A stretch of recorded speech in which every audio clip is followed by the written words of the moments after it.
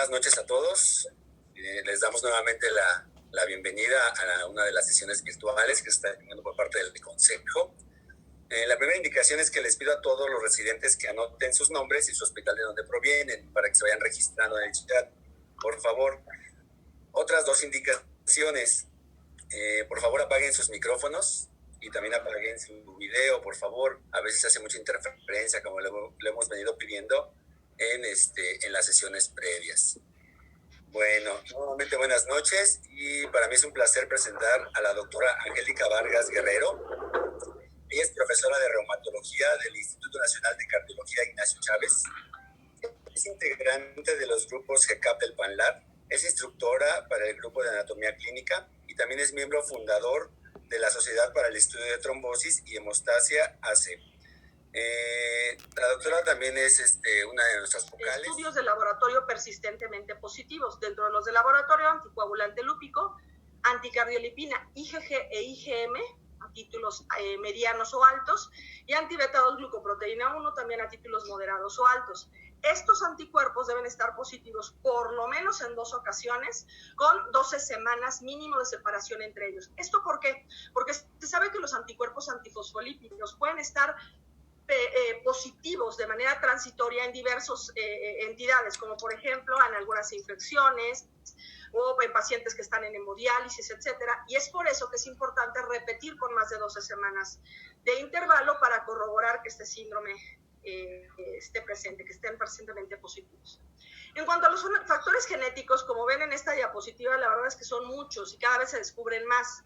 De los más consistentemente positivos están el DR4 y el DRW53, así como en la población mexicana específicamente el DQB10302, que se relaciona sobre todo con los anti-beta-2-glucoproteína 1. Ahora, hay también, sobre todo en los últimos años, se han visto varios polimorfismos en los microRNAs, que los que más consistentes han sido son aquellos que se relacionan con una disminución en la actividad del inhibidor del factor tisular.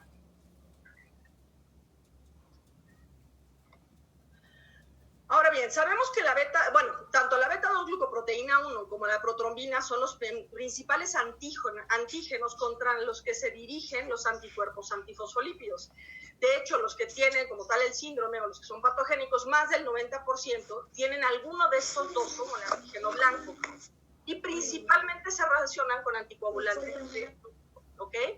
Recordemos que la beta-2-glucoproteína 1, por ahí hay alguien con un micrófono encendido, le pediría por favor si checan sus micrófonos. Gracias.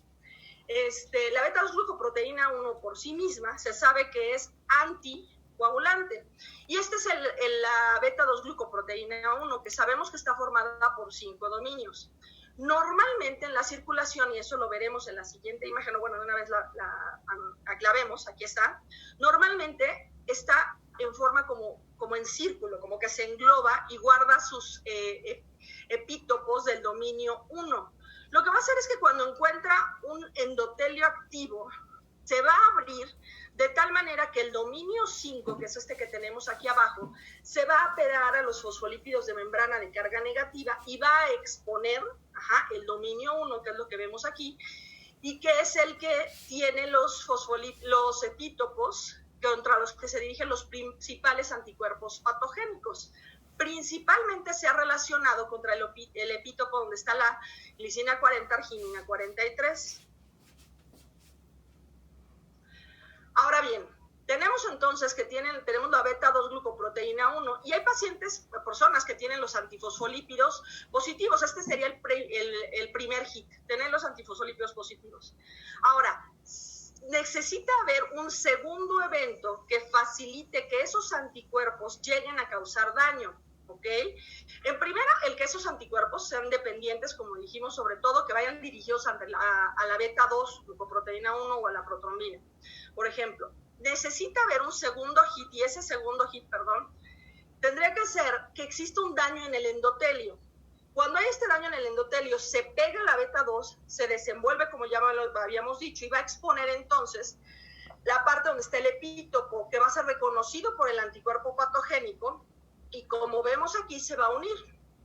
Es importante recordar que la beta-2-glucoproteína 1, como aquí lo observamos, no tiene propiamente un receptor, sino que va a utilizar otros receptores. Por ejemplo, puede utilizar los receptores tipo TOL, el 2, el 4, el 8, el 2,4, la lanexina 2, y mediante esto va a ejercer su efecto en la célula. Después de esto vamos a tener los diferentes mecanismos de acción y trataré de ser lo más práctica en cómo explicarlo. Por ejemplo, en el endotelio, ¿qué va a producir? Va a producir que se aumente la cantidad de moléculas de adhesión, activa el endotelio, se producen citocinas, se produce factor tisular, aumenta la producción de S-lectina, de factor de crecimiento del endotelio vascular, y obviamente ya con toda esta actividad también se va a aumentar la netosis. Con las mismas citocinas, hay quimiosinas y demás, atraen también neutrófilos. Ahora bien, en el mismo endotelio puede haber peroxidación de los lípidos, bueno, también puede favorecerse la peroxidación de los lípidos. ¿Por qué es importante también esto? Porque se sabe que los anticuerpos anti-beta-2-glucoproteína 1 frecuentemente también tienen reacción cruzada, con los anticuerpos anti-LDL oxidada. Cuando la LDL se oxida, frecuentemente se une a la beta-2-glucoproteína 1. Y hay anticuerpos que entonces se pueden llegar a formar contra el complejo beta-2-glucoproteína 1 LLD oxidada, contra la LLDL oxidada específicamente, o los mismos anticuerpos anti-beta-2 se unen al complejo. Todo esto va a favorecer que se formen más células espumosas y por lo tanto aceleren la aterosclerosis. Se va a inhibir también la óxido nítrico sintetasa o sintasa endotelial y va a favorecer la disfunción endotelial. ¿Ok? A su vez, se sabe que puede actuar sobre las plaquetas, porque hay receptores plaquetarios también a través de los cuales la beta-2, los anticuerpos anti-beta-2-glucoproteína 1 ejercen su efecto y entonces van a aumentar la expresión de la GP2B3A, van a disminuir la actividad del inhibidor o de las vías inhibidoras del factor tisular, de la proteína C, y van a disminuir también la fibrinólisis. De aquí entonces que puedan venir factores trombogénicos. Ahora, desde el 2014 se describió que normalmente pensaba uno en el síndrome antifosfolípidos como una enfermedad característicamente, una trombofilia, únicamente pensábamos en la forma de formar esos trombos. Sin embargo, se sabe que no solo es una enfermedad protrombótica, sino hay mecanismos no trombóticos. Mediante la acción de la mTOR, puede directamente causar disfunción endoteliar porque va a causar una vasculopatía, va a favorecer la hiperplasia y la proliferación de la íntima, y aunque no existan trombos, se puede reflejar clínicamente con disminución obviamente de la circulación en algún órgano. Y este es uno de los principales mecanismos de daño de ese SAF microvascular que al principio les mencioné, y que actualmente cada vez se estudia más porque puede tener una importancia patogénica bastante importante y en el daño de la enfermedad. Ahora, esta imagen me gusta mucho porque en realidad, aunque es muy complicada y vale la pena verla con lupa y que se sienten a revisarla, nos engloba prácticamente todo. La activación del endotelio directamente por los anticuerpos, la producción de citocinas y factor tisular, estas citocinas que a su vez van a favorecer la activación de los neutrófilos y la quimiotaxis de los mismos, la activación de los monocitos. También los anticuerpos se unen directamente a las plaquetas, esto favorece la activación, la producción de factor también tisular, la mayor trombosis, actúa también con diferentes factores de la coagulación y del complemento, y todo esto de manera sinérgica va a favorecer esa fisiopatogenia del síndrome antifosfolipídico. Ahora, de las pérdidas gestacionales. Se sabe que los anticuerpos anti-beta-2 antifosfolípidos se pueden unir a las células del trofoblasto y del sincicio trofoblasto, de tal manera que van a inhibir la proliferación y la diferenciación del sincicio trofoblasto, el cual no va a poder mediarse adecuadamente, no va a haber una adecuada placentación, y va a inducir a su vez apoptosis de los trofoblastos. También estos anticuerpos tienen efectos antiangiogénicos, y la angiogénesis es básica para la implantación también de la placenta. Disminuye la producción de la hormona gonadotropina coriónica. Va a unirse también a las células de la decidua y del tropoblasto, induciendo un ambiente proinflamatorio que también va a favorecer las pérdidas, eso ya en una etapa un poco más avanzada del embarazo. Puede activar el complemento, lo cual también se ha demostrado que tiene importancia fisiopatogénica en las pérdidas gestacionales. Ahora bien, entremos a los principales estudios que involucramos para el diagnóstico. El anticoagulante lúpico, que por mucho es el más específico, y se relaciona sobre todo con tromboembolismo.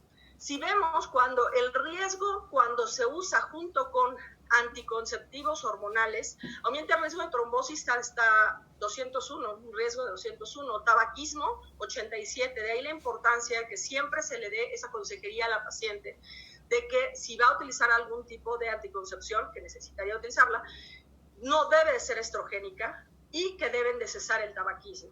¿Ok? Se relaciona también con morbilidad obstétrica el anticoagulante lúpico, más aún que la anticardiolipina o la beta 2. Hay que tener cuidado porque muchas veces tenemos una alta sospecha del síndrome antifosfolípidos o tenemos antibeta y anticardiolipinas positivos, pero tenemos un anticoagulante lúpico aparentemente negativo. Muchas veces, cuando ha sido un paciente que ha sido rebelde al tratamiento y demás, vale la pena que chequemos cómo está el fibrinógeno, el factor 7, 8, 10 y el factor de von Willebrand, porque muchas veces alteraciones en estos factores pueden enmascarar y aparentemente dar un anticoagulante lúpico positivo, digo positivo normal, que en realidad lo están enmascarando. Ahora bien, los anticardiolipinas son más sensibles, se relacionan con trombosis arterial, sobre todo con enfermedad vascular cerebral y en segundo lugar con manifestaciones obstétricas. Y la beta-2 glucoproteína 1, de estas dos que son anticardiolipina y antibeta, las que están aceptadas para el diagnóstico son isotipos IgG e IgM. Un favor, ¿hay algún micrófono por ahí encendido? Les pido porfa si lo apagan. Dejo aquí la IgA. Si bien esta no está en los criterios, existe mucho debate sobre si incluirla o no. ¿Por qué?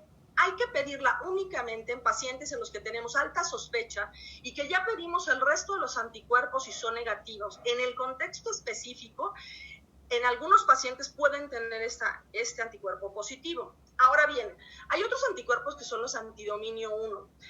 Estos se ha debatido mucho si incluirlos o no en los nuevos criterios, como uno de los criterios de laboratorio. Se relacionan importantemente con la triple positividad, y también se relaciona obviamente con mayor frecuencia de trombosis. Principalmente aquellos antidominio 1 que están contra el epítopo glicina 40, arginina 43, que son los que más se han relacionado. Como vemos aquí, con una relación con trombosis con un riesgo 3.3 a 31.5, aunque también a trombosis 1.5 a 14.6.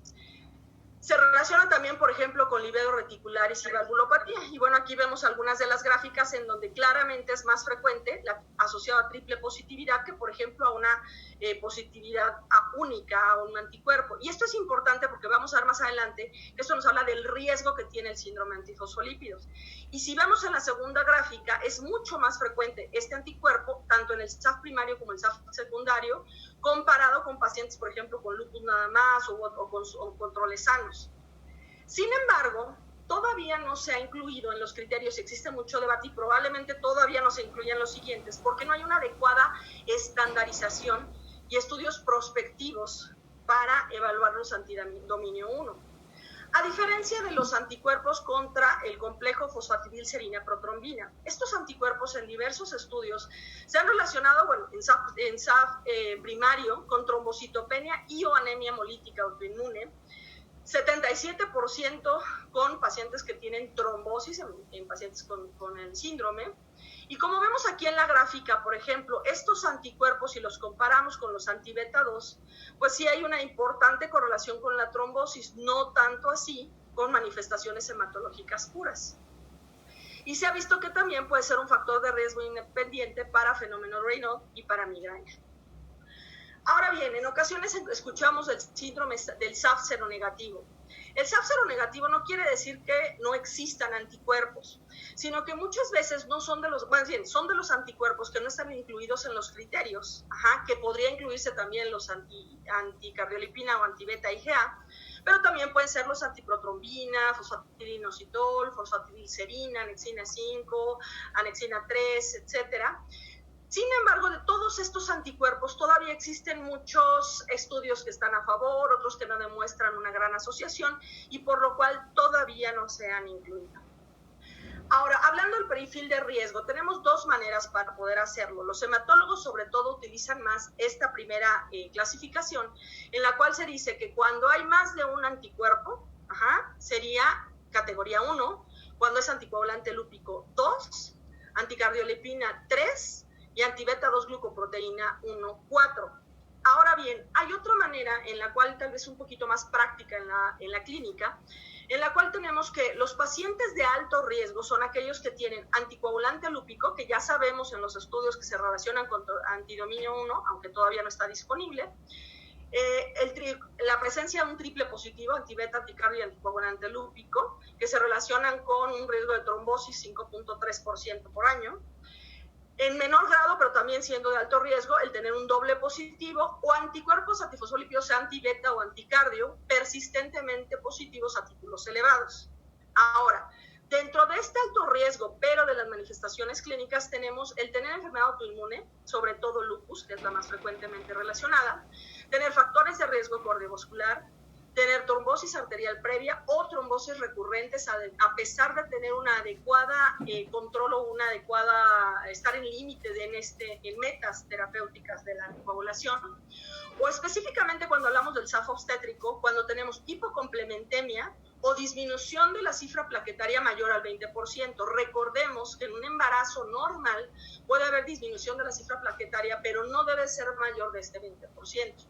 Ahora, se considera de mediano riesgo cuando tenemos anticardiolipina o antibeta 2 glucoproteína 1 mayor a 40 unidades o mayor al percentil 99 respectivamente. Y de bajo riesgo cuando tenemos positividad aislada a títulos bajos de alguno de estos anticuerpos o el antecedente de una única trombosis, sobre todo cuando esta trombosis fue venosa. En esta imagen podemos ver que prácticamente el órgano que ustedes me digan lo puede dañar, ¿ok? Trombosis arteriales, venosas, grandes vasos, pequeños vasos, de cualquiera de ellos. Sin embargo, vamos a enfocarnos nada más en la clínica. No me voy a meter a toda la clínica, si no, nunca acabo. Solamente recargar, por ejemplo, de las trombosis arteriales, el EBC o la trombosis del sistema nervioso central son las más frecuentes, sistema cerebral transitoria, y hay que tomar en cuenta que cuando hay trombosis arteriales se relacionan principalmente con anticardiolipina, IgG o anticoagulante lúpico. Es de mayor riesgo para presentar una trombosis arterial el tener livedo reticularis, hipertensión o hipercolesterolemia. Ahora, de las trombosis venosas, independientemente que pueden presentarse en diversos territorios, la trombosis venosa profunda es la más frecuente, hasta en 38.9% de los casos. Ahora bien, de las manifestaciones prefiero abarcar un poquito más en estas manifestaciones que son las no incluidas en los criterios y que probablemente algunas de estas las vamos a ver en los siguientes criterios que se den de síndrome antifosfolípidos. Dentro de ellas están la trombocitopenia persistente, la valvulopatía cardíaca, la nefropatía asociada a antifosfolípidos, la anemia hemolítica autoinmune, el livedo, principalmente el racemoso, las úlceras cutáneas asociadas a una vasculopatía livedoide, la disfunción cognitiva, corea, crisis convulsivas y la mielitis longitudinal o transversa. De las manifestaciones cardíacas, alrededor del 40% de los pacientes llegan a tener manifestaciones cardíacas. La más frecuente es la valvulopatía. Frecuentemente también no es diagnosticada. Ahora, hay que tomar en cuenta que generalmente la morbilidad no suele ser significativa, solo menos del 10% llega a causar manifestaciones significativas. Ahora, de la valvulopatía, alrededor del 65%, si lo abarcamos de manera global, se llegan a detectar que tienen valvulopatía. Suelen ser asintomáticas. En pacientes con SAF primario se reportan entre un 33 a un 60% y hasta en cerca de un 90%, 89% en pacientes con lupus y antifosfolípidos positivos. No necesitan tener el síndrome, simplemente esta valvulopatía se asocia a antifosfolípidos. Ahora, ¿por qué vemos unos rangos tan amplios entre estas frecuencias? Porque Depende del método que se utilice. En algunos estudios solo a los pacientes que tuvieron síntomas les hacen la detección de la valvulopatía, y en otros estudios se incluyeron a todos los pacientes con síndrome antifosfolipídico. De hecho, uno de los centros iniciales, o el centro inicial que lo realizó fue justamente en el Instituto de Cardiología con la doctora Amigo, para detectar a esos pacientes que incluso en ausencia de manifestaciones tenían ya lesiones valvulares. Ahora, ¿cuáles son las lesiones valvulares que se asocian? Engrosamiento valvular mayor de 3 milímetros, que puede ser en la porción proximal o medial de la válvula. Es importante recordar, la válvula mitral, en primer lugar, y en segundo lugar la aórtica, son las más frecuentemente afectadas en este síndrome, y frecuentemente pueden ser causa de embolismo. ¿Por qué es importante detectarlo? Porque si esta es una enfermedad protrombótica y sabemos que el EBC de por sí es la manifestación trombótica más frecuente arterial, es importante que cuando tenemos un paciente joven, sobre todo con EBC, o un paciente que ya sabemos que tiene síndrome antifosfolípido y se presenta con un EBC, tenemos que buscar si es in situ o si en realidad viene probablemente de un embolismo cardíaco. Puede haber vegetaciones, regurgitación mitral o aórtica y estenosis. Ahora bien, en cuanto al tratamiento, pues muchas veces se puede utilizar obviamente anticoagulación o aspirina, pero esto es únicamente para el tratamiento del riesgo protrombótico. Sin embargo, se llegaron a utilizar anticoagulación, aspirina, satioprina, algunos otros inmunosupresores, intentando disminuir el tamaño de la lesión valvular o mejorarla, con fracaso en realidad en este sentido, excepto con glucocorticoides. Hay estudios con glucocorticoides que sí lograron disminuir el tamaño de la lesión valvular, pero con otras complicaciones, y valorando riesgo-beneficio, se prefirió no emplearla. Sin embargo, en los últimos años se detectó que con el rituximab sí hay disminución del tamaño de las lesiones y se puede llegar a evitar que surjan lesiones nuevas, porque esa es otra cosa muy frecuente. Un paciente que desde un inicio detectamos que tiene lesión valvular, es importante cada 1 a 2 años estarle haciendo un ecocardiograma, porque es frecuente que crezcan esas lesiones o en su defecto se agreguen lesiones valvulares nuevas. Ahora bien, solo 4 a 6% aproximadamente de los pacientes que llegan a tener una lesión valvular llegan a tener una repercusión hemodinámica lo suficientemente importante y que pueda llegar a requerir cirugía. De ahí surge un debate. ¿Qué tipo de reemplazo valvular se da? No se ponen todavía de acuerdo en la literatura. Hay quien apoya que se utilice el reemplazo con una válvula biológica. ¿Por qué? Porque sabemos que las válvulas biológicas frecuentemente en un paciente que no tiene SAF podría no requerir anticoagulación. Sin embargo, la vida que va de estas válvulas biológicas es mucho menor, pero no necesitan anticoagulación. Ahora, los que apoyamos, ya ahí les dije yo que apoyo, la válvula mecánica, decimos que, bueno, los pacientes con síndrome antifosfolípido, número 1, frecuentemente de por sí van a necesitar anticoagulación. La válvula mecánica les puede durar mucho más tiempo, y por lo menos en los estudios preliminares, porque tampoco son tantos los casos que se operan, si ustedes se ponen a revisar son series pequeñas y muchas veces de varios hospitales. Ahorita les voy a presentar la serie que tenemos nosotros.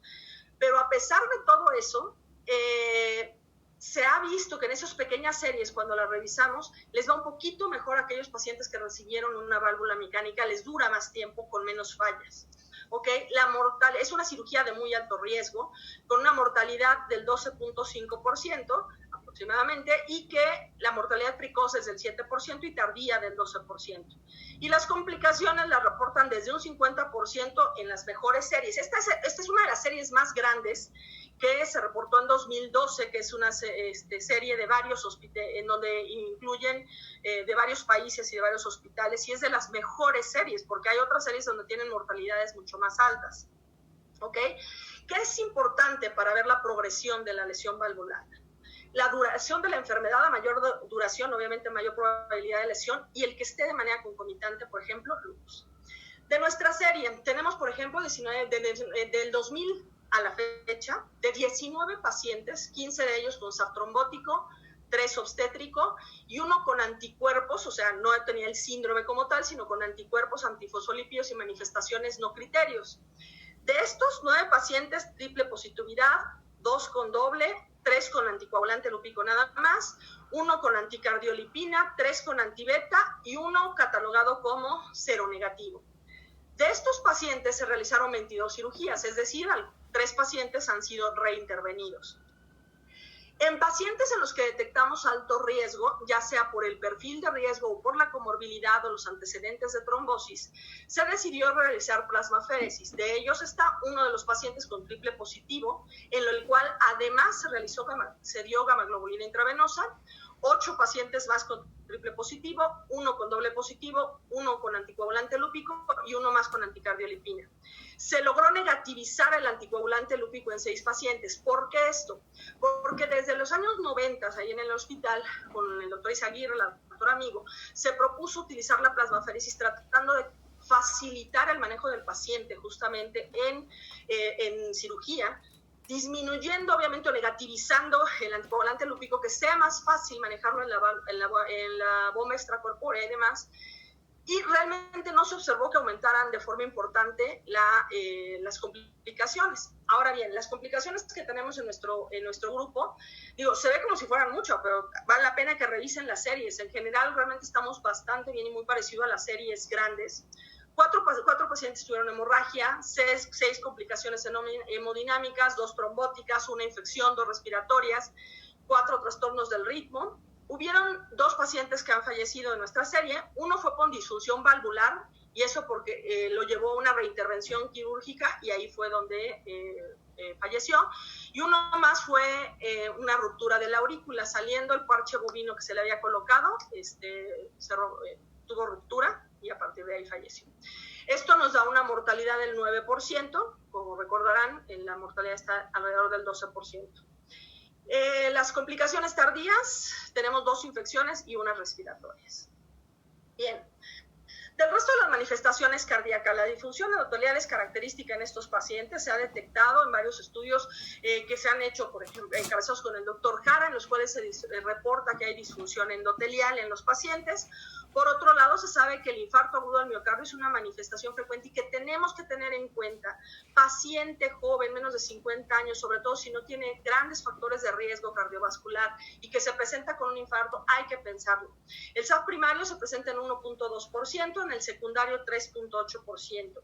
Y aquí hay una cosa importante. De esos estudios se ha visto que al 75% de los pacientes tienen coronarias normales en el cateterismo y solo 25% obstrucción. Es decir, realmente, como son en pacientes jóvenes, muchas veces no es tanta la disfunción endotelial, sino el trombo que se forma súbitamente en este paciente. Puede haber angina estable también en el 2.7% de los pacientes. Importante aquí también la disfunción miocárdica. ¿Por qué? Porque muchas veces, y les he dicho que iba a destacar algunas manifestaciones, como en este caso la microvasculopatía cardíaca. ¿Por qué? Porque muchas veces incluso se puede ver la imagen en un electrocardiograma parecida a la de un infarto. Se hace un cateterismo y sale negativo, sale sin obstrucciones significativas. En necropsia se ha visto que muchas veces lo que existe es microvasculopatía. Es decir, pueden haber microtrombosis o simplemente ser esta vasculopatía que les expliqué no trombótica en la fisiopatogenia, que puede ser la causa de estas alteraciones, además de la trombosis cardíaca. Y también en pacientes jóvenes que se presentan con trombos intracardíacos, sobre todo en el corazón izquierdo, que puede presentarse en 1.8% de los pacientes con SAF. Ahora, a nivel pulmonar, la microtrombosis pulmonar se presenta en 1.5% de los casos. La hipertensión arterial pulmonar, que frecuentemente la tenemos en mente. Pero aquí una cosa importante, la hemorragia alveolar difusa. Es muy frecuente que se piense, no, bueno, esa hemorragia alveolar difusa hay que buscar porque muy probablemente el paciente tiene lupus o alguna otra enfermedad autoinmune asociada. Si bien esto es cierto y lo tenemos que descartar, hay que recordar que dentro de las manifestaciones microvasculares, específicamente del SAF, encontramos esta hemorragia alveolar difusa. Muy probablemente sea de origen vasculítico, se ha mencionado esta posibilidad. A pesar del riesgo, se tiene que suspender la anticoagulación en estos pacientes y el manejo se ha propuesto con glucocorticoides e inmunosupresores para tratar también de frenarla y disminuir las recurrencias. En cuanto al sistema nervioso central, tenemos 2 mecanismos que nos pueden causar daño. Uno que es el trombótico, que es el que característicamente pensamos, pero también se ha demostrado que existe daño directo de los anticuerpos antifosfolípidos sobre algunas células nerviosas o sobre las neuronas principalmente. De tal manera que como mecanismo trombótico, ya dijimos, el EBC es la manifestación o la trombosis arterial más frecuente. 19.8% de los casos, pero puede ser la manifestación inicial en el 18 a 29% de los pacientes. Siempre que la tengamos, vamos a descartar que no haya una valvulopatía asociada y que sea el embolismo realmente la causa de esta. Ahora, en sistema nervioso central también es importante pensar en los pacientes pediátricos, además de la isquemia, la trombosis del seno venoso, que se presenta hasta en 7% de los niños. Ahora, se puede también presentar como daño directo a los antifosfolípidos, como mencionamos. De estos, las cefaleas y las crisis convulsivas, en 20 y 8% respectivamente, son más frecuentes sobre todo en los adultos. Y en los niños, estas dos, más la corea, que se presenta hasta en un 4.5% de los casos. Algo que frecuentemente se va y no se detecta es la disfunción cognitiva. Se dice que hasta un 80% de los pacientes con síndrome de antifosfolípidos pueden tener deterioro cognitivo. Es importante que estemos dando seguimiento a esto y estemos de manera frecuente o anual, por lo menos estar checando por algún método la función cognitiva de nuestros pacientes. Espérenme que no quiere avanzar. Ahora, también como estas manifestaciones de daño directo, tenemos la demencia, los trastornos de memoria, la depresión y la mielitis. La mielitis es importante, les mencioné hace un rato que tanto la transversa como la longitudinal, al igual que otras manifestaciones como la hemorragia pulmonar, habitualmente la pensamos solo asociada al lupus. Sin embargo, se ha demostrado que perfectamente, pues únicamente en pacientes con anticuerpos antifosfolípidos positivos. De hecho, es una de las manifestaciones, de estas manifestaciones asociadas no forzosamente al síndrome, porque a veces no se ha demostrado como tal una trombosis, pero se presenta como mielitis. Puede haber un síndrome tipo esclerosis múltiple que a veces puede ir junto con la esclerosis múltiple o tendremos que diferenciarlo, hay disautonomía y neuropatía periférica. Ahora, las manifestaciones de piel son mucho más frecuentes a veces de lo que las buscamos. 49% de los pacientes con SAP las presentan. El livedo reticularis puede presentarse hasta en un 70%, sobre todo los pacientes con lupus. Aquí quiero recalcar o detener un poquito. El livedo reticularis, en donde vemos que esa red forma los circulitos perfectamente completos y demás, generalmente esta se puede presentar incluso en personas sanas, cede fácilmente a calentarse y demás. Sin embargo, aquí el más trascendente, más que el livedo reticularis, es la livedo racemosa. Vean la diferencia con la imagen anterior. Aquí esos círculos o esa red no se une, pareciera que fue una red rota, que esa es la más frecuentemente asociada. Es un predictor de trombosis multisistémica, sobre todo arterial, como vemos con un riesgo de 6, con un intervalo 2.9 a 12.6, y se puede relacionar también sobre todo con enfermedad vascular cerebral. Otra es la livedo vasculítica. En el contexto de ese paciente que tiene esa livedo racemosa y que aparte se agregan nódulos que son dolorosos y que posteriormente pueden formar estas úlceras. La necrosis cutánea, las úlceras cutáneas también que son dolorosas, difíciles de responder, incluso a pesar de que se han hecho también múltiples intentos con inmunosupresores, aspirina, anticoagulantes, que con anticoagulantes algunos han mejorado, se les ha dado sildenafil y demás, pero son difíciles de controlar. Se presentan en 5.5% de los casos.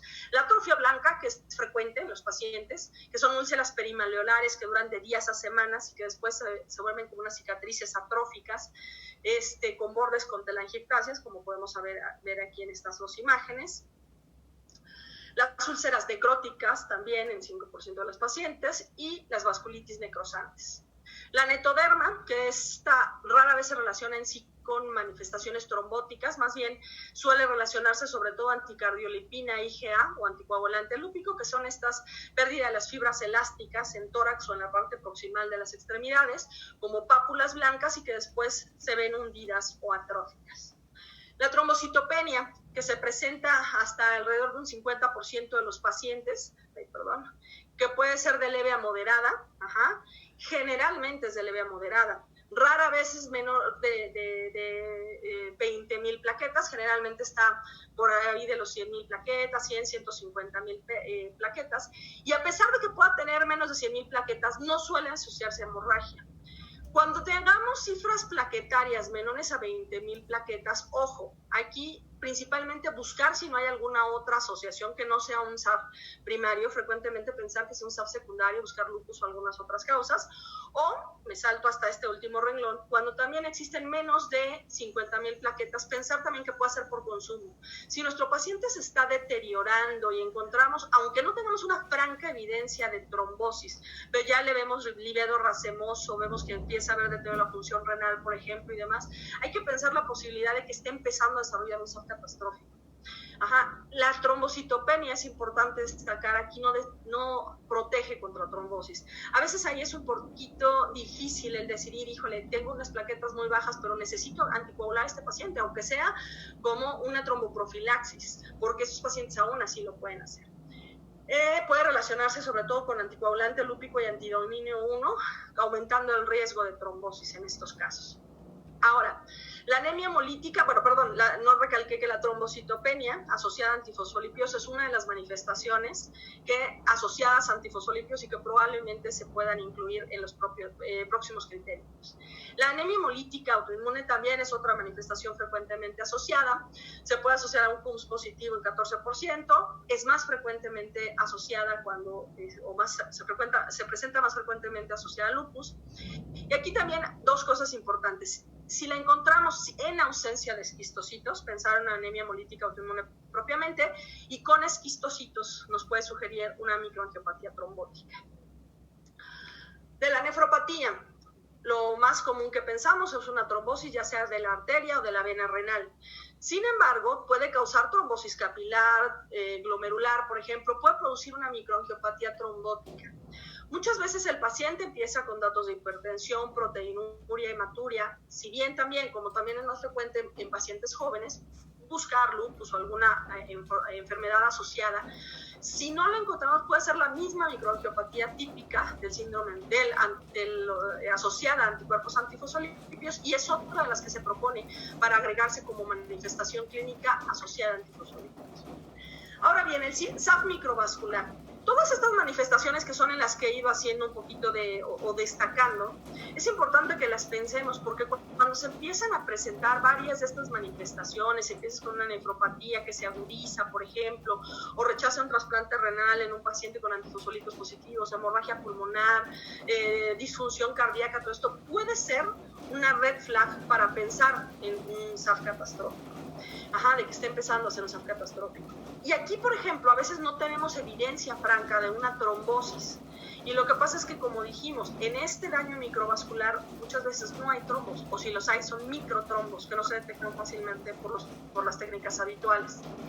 De tal manera que en presencia de esto hay que ser muy acuciosos en la revisión del paciente y demás para pensar que probablemente nos está desarrollando el SAF catastrófico, y que en estos casos no responde a anticoagulación, por lo menos no solo anticoagulación. Muchas veces sí la necesitan, pero necesitan agregar algo más. De las cosas que se han propuesto están la metilprednisolona, la heparina, el rituximab, la hidroxicloroquina, el complemento, el eculizumab, por ejemplo, o el sirolimus, pero no hay como tal algo plenamente establecido. Ahora bien, vamos a los criterios para el SAF catastrófico, que de aquí en adelante le voy a poner CAPS para hacerlo mucho más práctico. Generalmente cuando hablamos de CAPS hablamos de 3 o más órganos o sistemas que están afectados en un periodo de una semana o menos, que hay evidencia histológica y confirmación de anticuerpos antifosfolípidos. Depende de cuántos de estos criterios tengan, vamos a decir si es definitivo o únicamente probable este síndrome. Tenemos aquí que tener un alto grado de sospecha. En el registro de CAPS, 69% de los pacientes son mujeres. Los adultos se aumenta la frecuencia a los 38.5 años, en niños 11.8, ancianos 9.3. Se puede presentar como un SAF de novo en 14.7% de los SAF primarios y 30% de los secundarios. Ojo aquí, el embarazo puede ser un detonante de un CAPS de novo. De estos SAFs primarios, 60% de estos CAPS, 60% son primarios, 40 secundarios, y de los secundarios alrededor de un 75% son lupus. O sea que francamente este es uno de los principales relacionados. Ahora, recurrencias, es más de 30 días posterior a la remisión, se reportan alrededor de un 4% de los pacientes, y la anemia amiolítica microangiopática se presenta hasta el 72%. En más del 65% de los casos se encuentra que hay algún factor predisponente, siendo por mucho las infecciones las más frecuentes en 49% de los pacientes, en niños hasta el 54%, seguidos por cirugía y por neoplasias en 16%. Ahora, las neoplasias suben mucho en los pacientes ancianos, hasta un 33%. La mortalidad es alta, alrededor del 37% global, y si vemos aquí, 47% cuando se asocia lupus, 33% en el primario y hasta en un 50% de los niños. ¿Por qué aumenta un poquito más en los niños? Se dice que porque en algunos de los estudios, vamos a hablar un poco más adelante del tratamiento, pero en varios de los artículos que hay de reportes de los niños, en muchos de ellos no se dio el tratamiento de la triple terapia que vamos a mencionar, y se piensa que probablemente eso sea lo que lleve a que esos porcentajes sean un poco más altos. ¿Cuáles son los mayores factores de riesgo para mortalidad en catastrófico? Asociación a lupus, más de 36 años, el que haya involucro renal o pulmonar, antinucleares positivos o anticoagulante lúpico, siendo las principales causas de muerte las infecciones, la enfermedad vascular cerebral y las alteraciones cardíacas. Como ven, aquí es muy amplia la gama de órganos afectados, siendo por mucho los riñones y los pulmones los más afectados. Sin embargo, tenemos que pensar que a veces, aunque no evidenciamos, nuevamente recalco, un trombo franco grande en algunos de estos órganos, si tenemos falla de ese órgano y tenemos el contexto que nos haga pensar en un SAF catastrófico, pensarlo. ¿Por qué? Porque muchas veces en necropsia se ha demostrado que existe microtrombosis hasta en un 70%, por ejemplo, a nivel pulmonar. Frecuentemente este CAPS se asocia a trombocitopenia en 67% de los casos, a hemólisis 22%, y puede asociarse a coagulación intravascular diseminada, por ejemplo, en 11%. Obviamente esto no quita que tengamos que descartar otras causas, que no, por obvio de tiempo no me voy a meter en ellas, pero tenemos que diferenciar con otras causas de estas manifestaciones graves.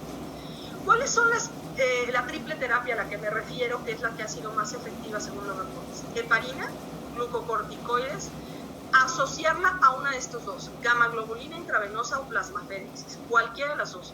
De hecho, se han hecho estudios para ver con cuáles va mejor, con plasmaféresis o con gamma-globulina. Realmente cualquiera de los dos les va de una manera muy similar, siempre y cuando se asocie a estos dos. La heparina mínimo por 7 a 10 días, y después el paciente tendrá que continuar con anticoagulantes orales. En cuanto a los glucocorticoides, se recomienda por 3 a 5 días en bolos de 0.5 a 1 gramo de metilprednisolona. Si bien el síndrome antifosfolípido habitualmente lo pensamos como que no necesitamos tratar con glucocorticoides, aquí hay una gran tormenta de citocinas, de tal manera que sí es importante dar los glucocorticoides. Se puede dar la plasmaféresis en general, aunque no hay un consenso, se recomienda de 3 a 5 ocasiones, y preferir la plasmaféresis cuando hay anemia hemolítica microangiopática. Ahora bien, la gamma-globulina intravenosa también se puede utilizar, sobre todo preferirla cuando tenemos trombocitopenia grave. Recordar, porque en algunos casos se decide dar ambas, recordar que si vamos a hacer plasmaféresis y dar gamma-globulina intravenosa, primero hacemos la plasmaféresis y después damos la gamma-globulina, y si no, el tratamiento de inmunoglobulina ya se lo sacamos, que sale bastante caro. Bueno, la ciclofosfamida se va a utilizar en pacientes que tienen alguna comorbilidad, sobre todo en pacientes con lupus. El rituximab, sobre todo, se recomienda cuando se encuentra un SAF refractario al tratamiento, cuando hay recurrencia o cuando se tienen contraindicaciones, por ejemplo, para anticoagulación. Y en también en algunos casos se ha utilizado eculizumab en casos refractarios. Ahora bien, en el tratamiento en general de SAF, se tiene que tener un control estricto del riesgo cardiovascular. De hecho, se recomienda que en cada visita se estén revisando todos los factores de riesgo cardiovascular, o por lo menos cada 2 visitas. Hay que tener adecuado monitoreo del INR y estar revisando realmente si el paciente se está pegando a la dieta y demás, porque muchas veces catalogamos como fallas terapéuticas y en realidad son que el paciente no entendió la dieta, no está siguiendo el tratamiento, en fin. Hay que tomar en cuenta el puenteo perioperatorio en los pacientes anticoagulados. Hay que evitar los estrógenos en pacientes que tienen síndrome antifosfolípido.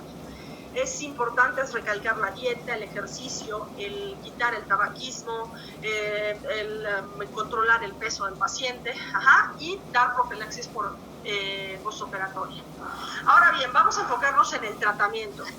¿Qué daríamos de tratamiento si tenemos un paciente con solamente antifosfolípidos positivos sin el síndrome? Si es un perfil de bajo riesgo, no está indicado dar ningún tratamiento. Ahora bien, si tiene un perfil de alto riesgo o un perfil de bajo riesgo, pero tiene factores de riesgo cardiovascular, se sugiere dar aspirina a dosis bajas, entre 75 y 100 miligramos. Ahora, si el paciente tiene lupus, se puede dar aspirina, y si tiene, obviamente, aparte de alto riesgo o enfermedad cardiovascular concomitante, hidroxicloroquina. Hay que tomar en cuenta que de por sí en los pacientes con lupus muchas veces la utilizamos. Se podría utilizar ambos o, bueno, alguno de estos dos. En los pacientes que tienen antifosfolípidos positivos, tampoco tienen el síndrome, pero están bajo un periodo de riesgo, una cirugía, o les están dando estimulación ovárica, o van a estar con inmovilización prolongada y demás, tromboprofilaxis con heparina de bajo peso molecular durante el periodo de riesgo. Ahora, específicamente cuando se hace estimulación ovárica, es muy importante que tengamos control estricto de nuestro paciente y que valoremos el riesgo, el perfil de riesgo que ya mencionamos, tanto por los antecedentes como por los anticuerpos que tiene el paciente, para decidir si le vamos a dar anticoagulación profiláctica o terapéutica. Sobre todo porque muchas veces existe la sobreestimulación ovárica que puede ser un desencadenante para SAP catastrófico. Ahora bien, un paciente que se presenta con una trombosis venosa, lo ideal es dar heparina o heparina de bajo peso molecular, mínimo por 5 días, y después cambiar a anticoagulación oral. A largo plazo se sugiere un INR de entre 2 y 3. Aquí existe debate en aquellos pacientes que realmente presentaron esa trombosis venosa, pero fue durante un periodo de riesgo, fue después de una cirugía, inmovilización programada y demás, y el perfil es de bajo riesgo. Por ejemplo, anti-beta 2, IgM a títulos bajos. Bueno, aquí, aunque no existe un consenso, algunos expertos sugieren dar únicamente tratamiento por 3 a 6 meses, como en otros casos de trombosis venosa. Ahora, cuando hay trombosis recurrente, primero hay que verificar si el paciente tiene adecuada adherencia terapéutica. Si no, bueno, pues guiarlo en la dieta, en lo que sea, para llevarlo a un INR de 2 a 3. Ahora, si a pesar de una buena adherencia tuvo la recurrencia, le vamos a subir a un INR de 3 a 4. Se puede considerar agregar aspirina, agregar hidroxicloroquina, si el paciente tiene dislipidemia, agregar estatinas también. Y en algunos casos sobre todo cuando son graves o que ya hay varias recurrencias, se puede considerar el cambio a heparina de bajo peso molecular. Ahora bien, trombosis arterial. Aquí la recomendación en general es dar de 3 a 4. Sin embargo, sobre todo los españoles sugieren irnos a un INR de 2 a 3. Otra sugerencia que se puede hacer es que si hubo una trombosis arterial, dar una anticoagulación con un INR de 2 a 3 y agregar aspirina. Obviamente hay que considerar el riesgo de sangrado en estos pacientes. Ahora, de la trombosis arterial recurrente, se sugiere resubir el INR de 3 a 4, considerar el agregar a la aspirina también o cambiar a heparina bajo peso molecular. Ahora, si es un paciente que no tiene lupus, es el primer EBC que tiene este paciente y no es cardioembólico, se podría dar únicamente un agregante plaquetario. Existe controversia en esta decisión, en la opinión de los expertos, pero si tiene un perfil de moderado o alto riesgo, considerar ya la anticoagulación oral teniendo un INR entre 2 y 3, con o sin aspirina. Ahora bien, los anticoagulantes directos, no hay suficiente evidencia para utilizarlos en estos pacientes. Si bien hay estudios, al principio salieron varios estudios en los cuales se observaba trombosis recurrente o incluso algunos se suspendieron por trombosis, pero también hay algunos estudios de 2018 en los cuales se reporta que no fue menor el efecto comparado con los anticoagulantes, los cumarínicos. Sin embargo, la evidencia hasta el momento es insuficiente, de tal manera que no se recomiendan en estos pacientes, solamente llega a sugerir su uso en alergia, intolerancia o mal control cuando están con cumarínicos, solo en esos casos. Ahora, la hidroxicloroquina, sabemos que inhibe citocinas, es un antiagregante, disminuye disminuye la unión de antifosfolípidos a la beta-2-glucoproteína 1, disminuye el tamaño del trombo, de tal manera que, sobre todo en pacientes que tienen antifosfolípidos positivos y lupus, es una clara indicación, pero también en pacientes que han sido refractarios y tienen trombosis recurrentes. En cuanto a las estatinas, si bien también tienes varios factores para disminuir los marcadores proinflamatorios y protrombóticos y demás, solo están hasta el momento indicados cuando de manera asociada existe hiperlipidemia. Tomar en cuenta también el fondaparinux, sobre todo cuando un paciente desarrolla HIT, por ejemplo, incluso no solo con heparina, sino con enoxaparina, tomarlo en cuenta.